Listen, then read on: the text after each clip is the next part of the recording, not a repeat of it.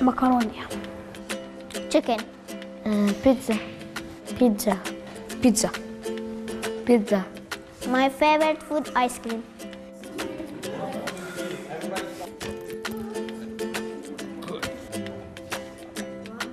My favorite cartoon is Rapunzel. توم وجيري. Minu. توم وجيري. My brother make me happy. Football makes me happy. Play football. Play football. My mom makes me happy all the time.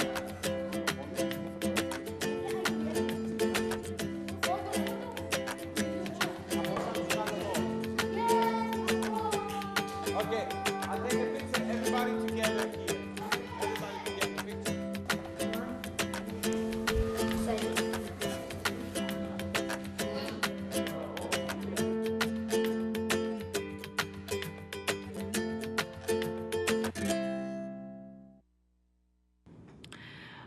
دوستان، با درود فراوان به شما بینندگان عزیز و گرامی به برنامه مامتاک مادر و کودک خوش آمدید.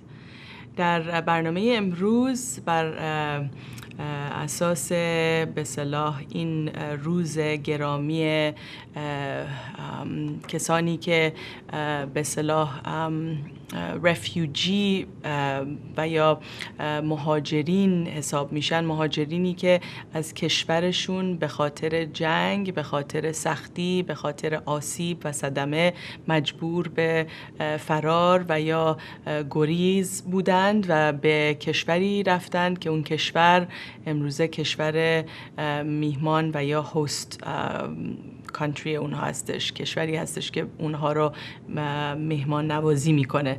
در اصل امروز روزی هستش که در هر کجا یا این ماه گرامی به اصطلاح World Refugee Day روزی هستش که ما میتونیم این عزیزان رو، کسانی که شاید خیلی هاشون رو در فامیل و زندگیمون میشناسیم و یا با اونها از دور آشنا هستیم، یه مقدار بیشتر با اونها به اصطلاح مهربان باشیم و اونها را قدر بدانیم و به اونها دوستی و مهربانی بکنیم.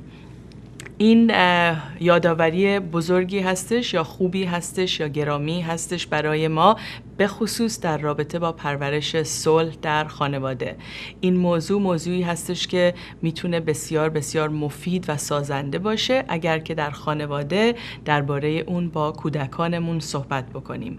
من که هر فرصتی رو که مثل این فرصت طلایی و گرامی میدونم استفاده میکنم که با بچه هام در رابطه با اتفاقات و به اصطلاح اون اخبار جهانی و واقعیتی که در دنیای امروزه میگذره باشون صحبت بکنم و اونها رو آگاهتر بکنم در این که در زندگی که میکنند ابعاد بسیار نهفته در رابطه با کمک رسانی و یا مهربان زندگی کردن و یا اون چیزی که پرورش صلح و صلح آموزی و صلح جویی در جستجوی صلح در اصل یا پرورش صلح برای تک تک ما معنا داره، یا اون خانواده هایی که علاقه‌مند هستن به این جستجو و تلاش. به تک تک شما درود میفرستم.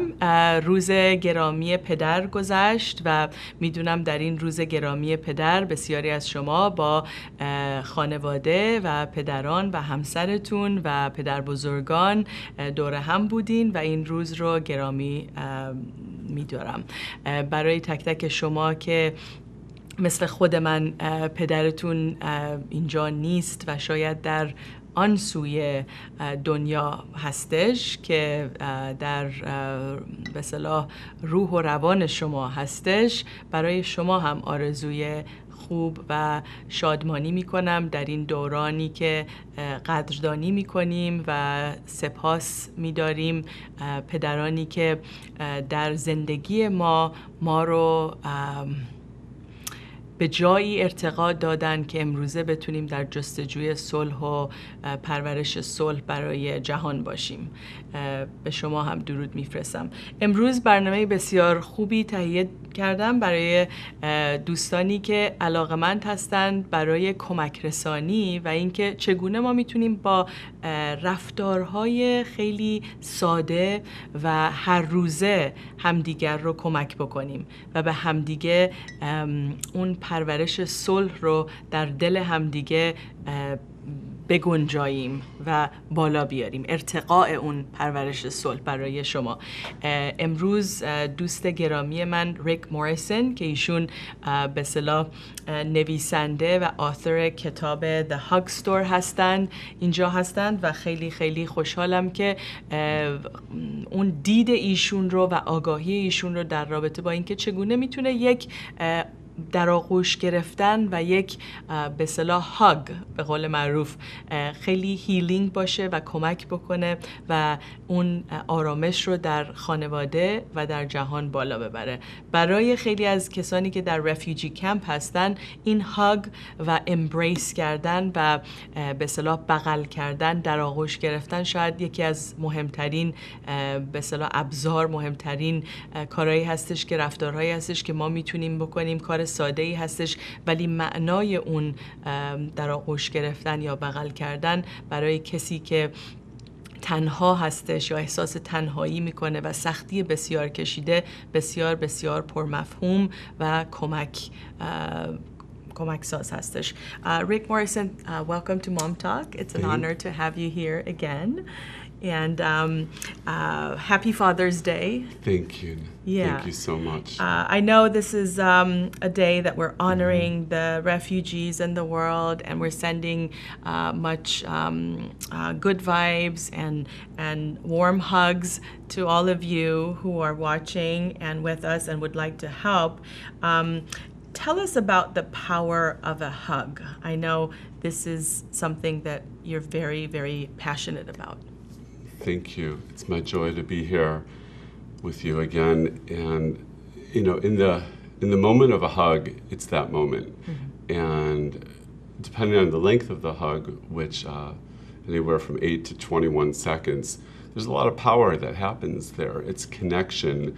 No matter what's going on in the outside between two people, outside of them, there's nothing but that moment between them. So there's freedom in there, there's safety, there's comfort, there's all the qualities that propel us forward to be more creative. And the hug is, you know, it's something I think that a lot of cultures are taken just for granted. You know, you just do it, and there's a lot of people that hug that don't really hug. Mm-hmm. And I'm out there to help really show with a big group of us now that mm-hmm. we'll talk about more mm-hmm. later, how important a hug is. Mm-hmm. It can literally change someone else's day, it can change your day, mm-hmm. and there's so much research behind it now. Gobs and gobs of research, mm-hmm. but it's powerful. Mm-hmm. You know, it's been around forever. Mm-hmm. Let's use it more. Yeah, that's right. So it's free. It is something that it can change, like Rick is explaining, your interpersonal neurobiology. It can shift your biochemistry. So internally, for those of you who are interested and curious about the science and the cultivation of peace and inner peace and how to bring it from this inside out process, it's something that it works. So the research backs this up. And Rick and the Alliance, right, yes. that you're involved with, which we will talk about in a moment. This is one way for, especially we're talking about refugees, and perhaps you're a counselor at a refugee camp, and sometimes resources are limited, so you may not have certain tools or certain things that you like to play and engage with children, but there are these ways, we'll talk about some of your programs or ways that you're implementing the hug game in schools. There are these simple ways that you can engage and interact and talk about the peace, love, and conflict dynamic that goes into a hug. And it's beautiful. Yeah, there is, I mean, in the if there are, the refugees that would feel a certain connection will strengthen them. I mean, granted, the circumstances are not good for many people in the world, but given those circumstances, how can they make the best of those circumstances to move forward, have more faith, have more, in Hugs incorporate this. And one of the ways, especially for the children, because, as I always like to say, I mean, the children lift us, if we're allowing and we watch them and really take heart that they can lift us. And there's a lot of power in that. And with the Hugs and the Hug game that we have, it's really, it doesn't take anything. I mean, we have some wristbands that indicate, who, different colors hug different colors. But you could do it with, a piece of paper. Yeah, you let's talk about these wristbands. You could so do have it with different colors, colors of the rainbow, and so these are also very inexpensive. We're talking about effective ways to do the most in situations where you're trying to reduce suffering.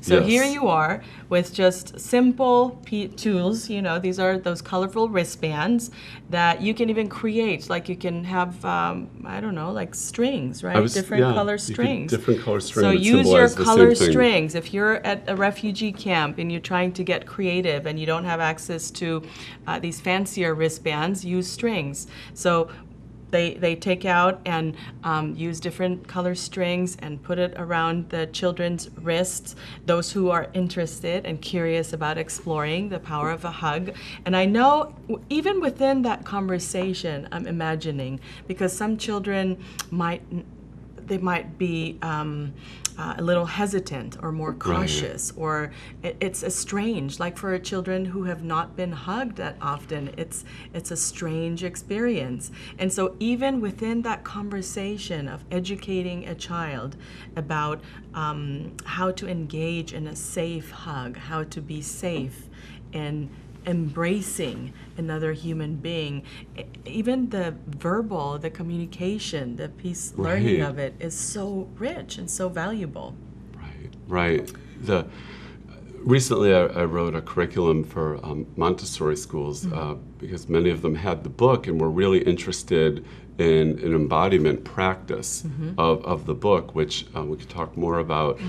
But the Hug Store game was something that actually just came to be that my daughter and I, Shauna, who's my co-author, came up with this game, and it was really her idea for kids to hug, because what we're really talking about is connection on every level, connected, most importantly with ourselves, because it all starts there, even for the kids, and they're connected until we help disconnect them. That's right. That's a whole nother conversation. But if they, when the children start hugging, they just completely let go. They're not in fear. And what I've noticed in doing this activity with the wristbands is that a child who may have started to develop a little bit more egoic qualities and is perhaps labeled a bully, which is what they're not, but they are deemed that, they will start hugging based on different colors hug different colors. I'll get into that. But what they do is that it takes the fear away from them that's been having them have those feelings to have to be bully others. And I've actually seen it melt that away for some children. And other kids that perhaps have less verbal communication skills but still have a vibration where they want to partake and be part of a group, but they feel maybe vocally they can't, they can embrace that connection, being together by hugging people, and they don't have to use their voice. And once they connect with people physically, it's easier for them to talk, and they feel more integrated into the classroom or the community or whatever it is. So I have realized that this game is here to really help change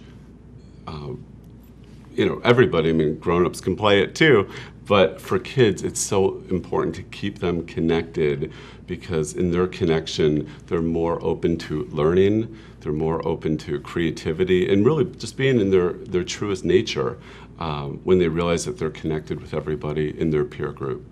So the power of touch and breaking certain barriers, I think certain boundaries, intercultural, intergenerational.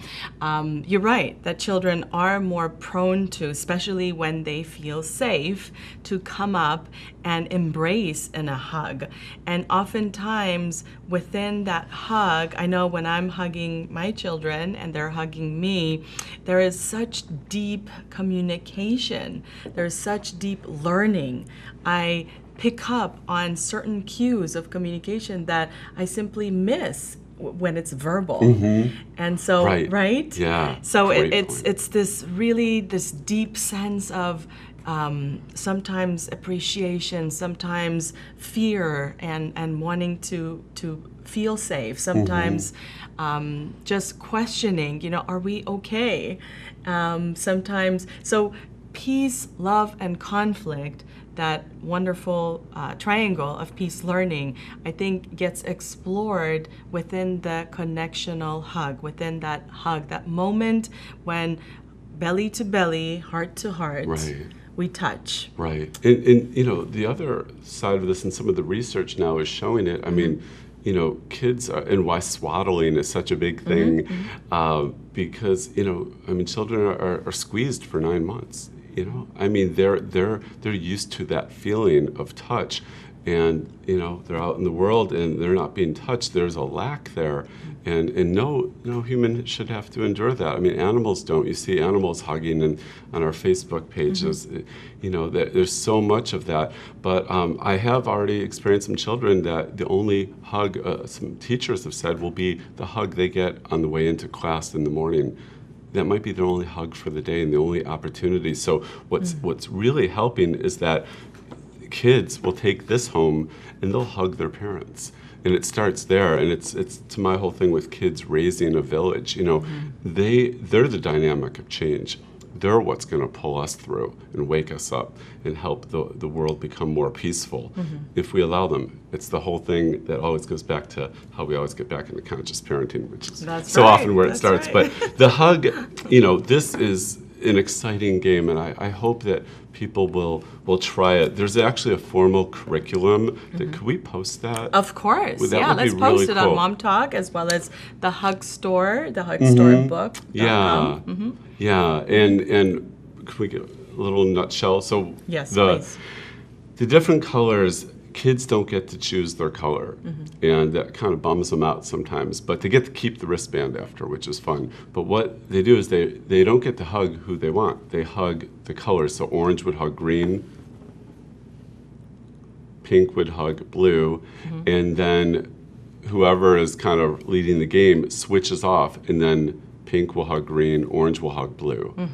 And by the time all the different color combinations are done, every child has hugged every other child. And so somebody that maybe they were afraid to hug or felt that they didn't like them, it evens the playing field for everybody. And it's a powerful tool. The other thing that in the curriculum we talk about, and you can do this, is a reference point before you start. Like, what is their happy number? Depending on the age of the group of children you're playing with, they could stand in this circle if they're not having a good day or they feel sad or whatever, or in this circle if they feel, really happy, or indifferent if, in this circle, or a happy number from 1 to 5 or 1 to 10. And what's nice is that you can reflect after by taking their pulse, basically, of what their happy number is after connecting with everybody and seeing, and there's growth always. Rare somebody go backwards. It can happen, but it moves everything forward. And it's great to actually see that and, see the embodiment of an activity, of a book helping to assist, I love it's connection. I love this. I love what you've done. I love that your book, The Hug Store, and your co-author being Shauna, your beautiful, lovely daughter. I love this, that you've taken your story and you're sharing it with the world and encouraging not just a father-daughter relationship, which one of the most important relationships, just like the mother and child and father and child. So you're taking this opportunity to tell a story about some experience, some life experience as your peace learning story. This is how you're cultivating peace in the world. And it is a very important step moving towards peace learning, because every day your intent and your focus, like you say, is on conscious parenting, is on creating this moving forward and helping and caring and having compassion and decreasing the suffering of those within your community or the bigger community. And you do that wonderfully. You use social media to do this. You use your work, you use your life, you use your life story, and you show up. You show up, and I love that. Thank you. I honor that, and I really admire that. So for those of you who are not familiar with Rick's work, check out thehugstorebook.com. The Hug Store is his book. He has written this book with his daughter in relationship together, and has explored this story, this wonderful story about celebrating the power of a hug. And now the program, the curriculum of the power of hug is coming to schools, and schools are implementing this, and Montessori schools and other schools. And there is a whole alliance behind this movement, just like the conscious parenting movement. There's a whole alliance, the alliance of, what's the name of the Hug Alliance. The Hug Alliance. Yeah. So if you're curious, if you're watching from Iran or internationally, globally, we encourage you to go and check out the website. برای دوستان عزیز که با ما هستید از ایران یا هر کجای دنیا که با ما هستید در برنامه مامتاک، مادر و کودک، توصیه میکنیم که این کتاب The Hug Store که قصه ای هستش که ریک با دخترش در رابطه با قدرت یک در آغوش گرفتن یا بغل کردن، قدرتی که در اون بغل نهفته است، درباره این صحبت میکنه. دخترش این قصه رو به خوبی از دید او و اینکه چگونه به جایی میرسه که با قدرت یک در آغوش گرفتن یک خانواده احساس آرامش و صلح بیشتری میکنه. و اینجا هستش که نیت ریک موریسون و دخترش این هستش که صلح بیشتر و به اصطلاح آرامش بیشتر برای خانواده ها بیاره و این رو در مدارس پرورش میده. بنابراین این از اون به اصطلاح قصه های زندگی پرمعنایی هستش که پدری رابطه خودش رو با فرزندانش و پرورش صلح رو در خانواده استفاده میکنه برای اینکه صلح جهانی رو پرورش بده و این اتفاق به خوبی داره میفته. در مدارس پروگرام و برنامه ایشون رو استفاده میکنن و آموزش این به اصطلاح علمی که پشت این نهفته است رو آموزگاران و به اصطلاح کسانی که مدیریت میکنن این کار رو یا در به اصطلاح تربیت هستن، آموزش و پرورش هستن، اونها در عهده میگیرن. ولی در کنارش مادر و پدران هم به خوبی این قصه رو میتونن با بچه هاشون بخونن و میتونن این برنامه رو با بچه هاشون انجام بدن. بنابراین کاری که انجام میشه در مدارس، اگر که تماشا میکنین که در آموزش و پرورش هستین، استفاده از این به اصطلاح ریسبندا یا نخا یا به اصطلاح چیزی که میتونین، روبانی که میتونین دور دست بچه بذارین با رنگای مختلف و بعد این بچه ها رو با همدیگه جفت و جور میکنند که بچه ها به همدیگه یک ابراز احساسات و یا در آغوش همدیگه رو بگیرن اگر که میخوان، اگر که براشون به صلاح اوکی هستش این کار.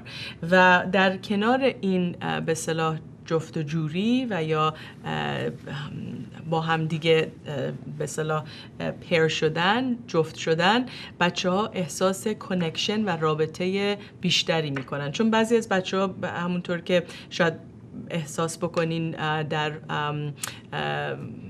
جای بازی که بچه‌ها رو تماشا می‌کنیم، بعضی از بچه‌ها یه مقدار شاید خجالتی تر باشن، بعضی از بچه‌ها یه مقدار بیشتر به قول معروف اگریسیو و بولد هستن یا شیطون‌تر هستن به قول قدیمی‌ها.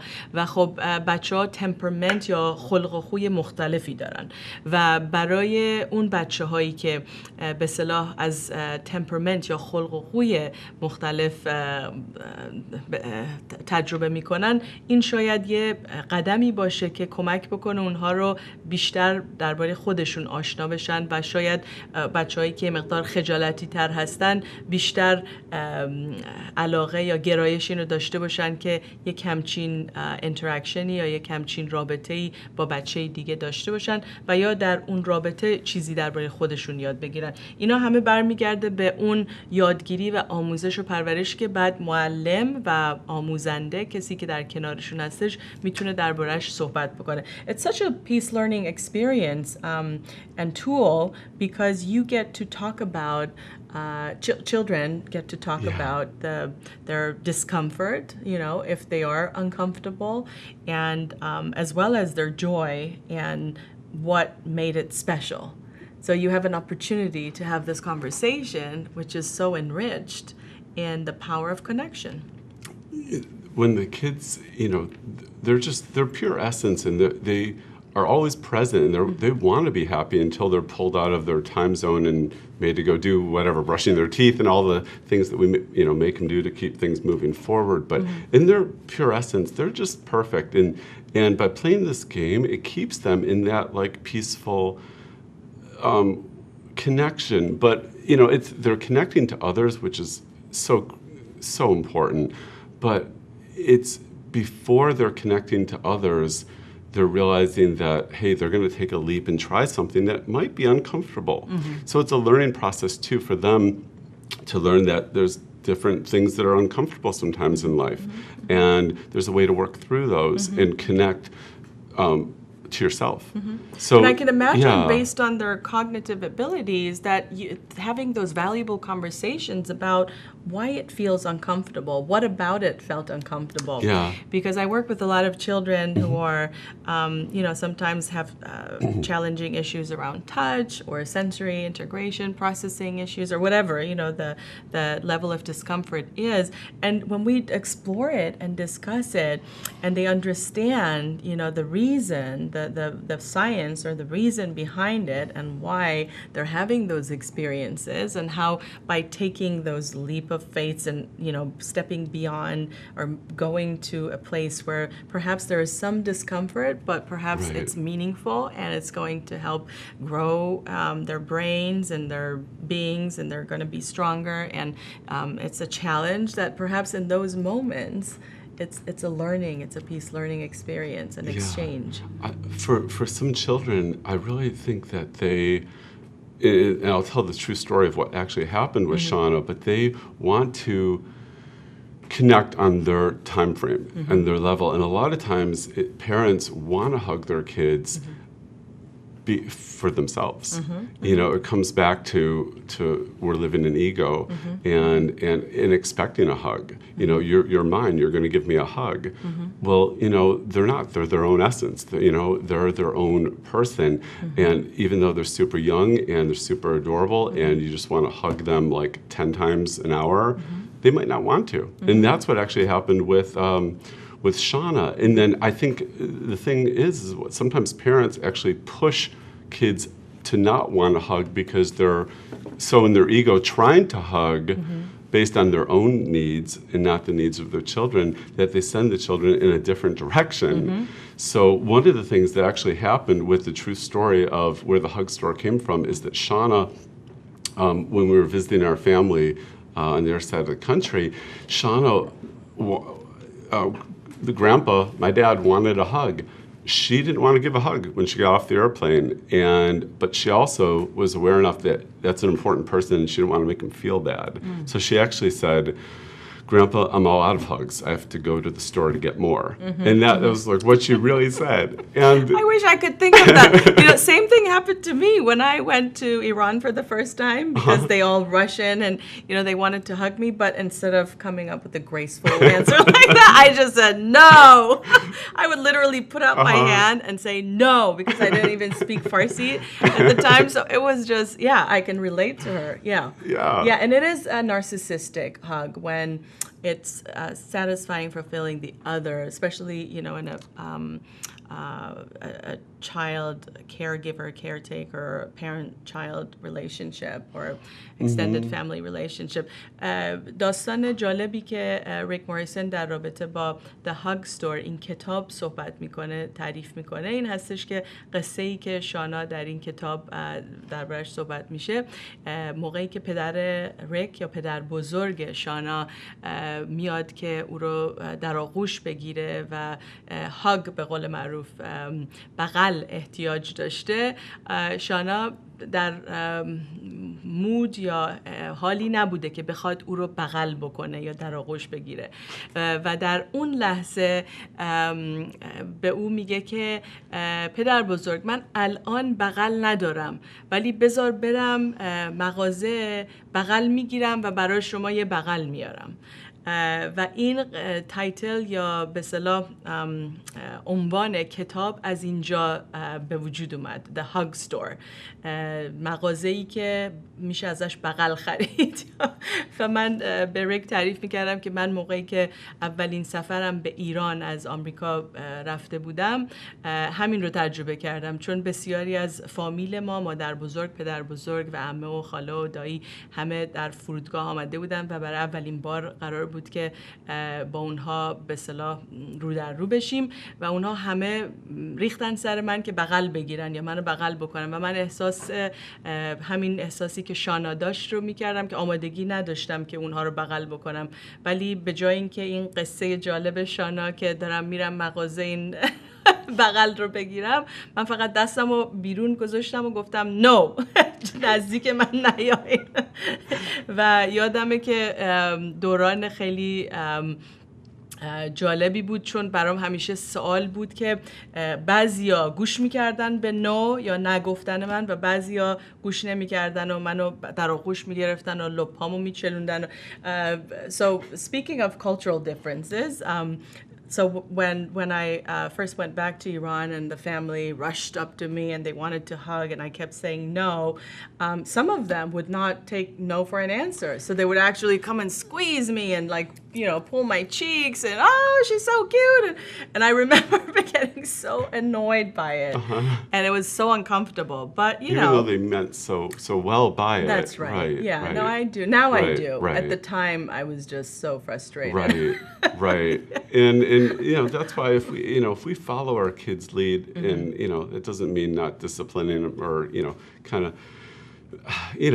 helping them be comfortable and move forward and nurture them to grow, but just be that simple concept of being in the moment with them. If they've just given you maybe an hour just to warm up, you might be hugging them, and that's. But the important thing is you get to the connection, however that comes. It took you a little while to get, come around, and that's okay too. But when we, are able to connect, it's the greatest thing, because that's what it's all about, is the connection. And also, I liked how it's tied into consciousness, because I remember as a little girl, those who had higher consciousness, or those who were more aware, those adults who were more aware, they actually honored my no, and they waited, and they paused. And so it's important in those encounters to realize that consciousness is directly related to honoring that space and honoring the connection. Yeah. So, paying attention, being aware, being mindful. And as a teacher, I think that's such a gift when you find teachers who have that awareness, who know when a child needs a hug or not, or just the power of a hug. Yeah. I mean, at the beginning of the year, Shauna in first grade didn't really, she was still getting to know her teacher, wasn't sure. By the end, before the last, oh no, her birthday was before the last day of the teachers. She came home and she's like, Daddy, I got to do a project. And she made this birthday present that she wouldn't even tell me, she wouldn't tell anybody, but it was a rainbow with all the sayings that made how she felt about her teacher, and took it into school the next day and gave her a huge hug. And we didn't even know what she was doing, but she had this set. That teacher did such an excellent job connecting with her throughout the year. And it's they hug in, they hug out. And I love that. It's something I'd love to bring more to LA Unified, and it's something I'm going to try to implement in progressive California a little bit. Yeah. We'll see how that goes. Yeah. Yeah, because there are some teachers who refuse to hug, or some teachers who find it inappropriate, and parents. And parents as Right. well. Yeah, that's right. So it is a progressive, it is a step forward towards, I think, humanity, and bringing sort of the basics of our human developmental needs. We do need hugs, and in fact, research shows, تحقیقات نشون میده وقتی که بغل کردن شما یا در آغوش گرفتن شما بیش از 20 ثانیه بالا میره، اکسیتوسین و بیوشیمی مغز شما و درون مغز شما، سیستم سلولی و عصبی شما، interpersonal neurobiological development gets strengthened با یک همچین به اصطلاح کار خیلی ساده. بنابراین it is powerful. And cortisol reduces. That's right. Which is the other, great flipple that, on our Hug Store page, we sometimes get, well, what if I don't have somebody to hug? I just wanted to address that, because sometimes people just don't have someone to hug.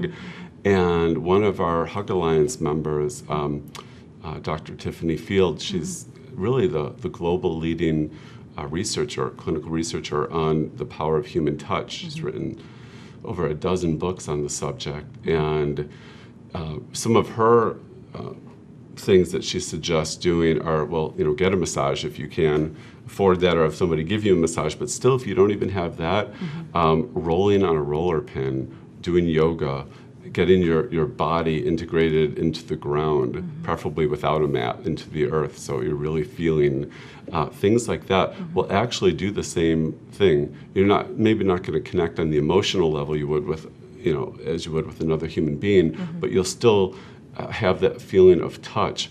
And so I actually tried it. I was like, will this really work? And so I have one of those big roller pins, and I keep falling off of it, but I keep getting back on, and I got it up and down my back like 3 times. It was amazing. Yeah. Like, it felt so good. And so, just little things like that or those massage chairs you can find, or rolling down hills. That's one of my favorites. تپه‌هایی که به اصطلاح علفزار هستش، یا تپه‌هایی که like green hills. Yeah. Usually rolling down those green hills. And children love it. Yes. And no wonder. You put a child on top of a green hill and just watch them play. They'll go down 100 times, and they love it, and they have big smiles on their faces. Right. It takes so little. Yeah. Isn't it? It's just amazing. It's amazing. There's, so much stimuli with technology and everything, but really the essence, the cardboard box, the green hill. Basic. Yeah. So honoring the World Refugee Day. Yes. Today is a day where we're sending our love, sending a big hug to all of you all over the world, and knowing that it takes basic elements of life and compassion and just humanity to connect and to want to do good wherever you are. So if you're a counselor working at a refugee camp, or if you're here in Los Angeles, I know there's several camps or several places where you can go and visit, you can volunteer, you can contribute, you can give, you can take your children and engage in a peace learning experience. It is all about reaching out, connecting with a hug, nothing more. But if you can, it's nice to go beyond. Yeah. I mean, there's one of our newest members of the Hug Alliance. He's an honorary member because he tours globally with Santana, but Andy Vargas is the lead singer for last almost 20 years, co-lead singer with Santana, and is an old friend from many years ago, and a great hugger and a great dad. And one of the things that he wants to bring into it is the peace and the connection. And what I find about the Hug Alliance is people keep wanting to join, and we're becoming this real movement with over 1 million people on social media now, and it's a powerful force of good, and to connect people via the hug. The hug is so important. So for those that are in a refugee situation, to be able to make the best of what that moment is, and we know, and to be able to hug and connect within the community that may be moving every day, that may be, sleeping very little, but find that time to connect and hug to count to 8. I don't know how to say that in Farsi, but to 8 to 21 seconds, and really be in the moment with that hug. Let me teach you how to count in okay, Farsi. Let's do so, this. 1, 2, 3, 4, 5, 6, 7, 8. 8 ثانیه. 8 seconds, or you can go beyond. You can go all the way up to 21 if you want to really experience the bliss and joy of de-stressing and becoming whole again. It's very powerful. I love hugs. I've always loved hugs. Me too. I've been a hugger ever since I was little. Our children are huggers. They love to hug. And I think it's very powerful. And I have to share a story. By my office, there was a gentleman, someone that I connected with. He was homeless. He used to sleep there and stay there. And so I would help however I could, whether it was with food or a backpack or, a blanket. But I also started giving him hugs. And, so this went on, and there came a point where, I think I was in a situation where I was rushed and I had to leave the office, and I wasn't being mindful or, being very conscious in the moment. And I did not hug my friend. And he said to me the next time I saw him, he said, of all the acts of kindness and what you've done, I value these hugs the most. And that really touched my heart. That's helped amazing. It helped me realize that it's not about the things or what we try to give that we think we're helping. It's really very basic. It's that human touch. It's the taking a moment to pause, to break from your world, and to really express love and care and connection to another human being and a soul.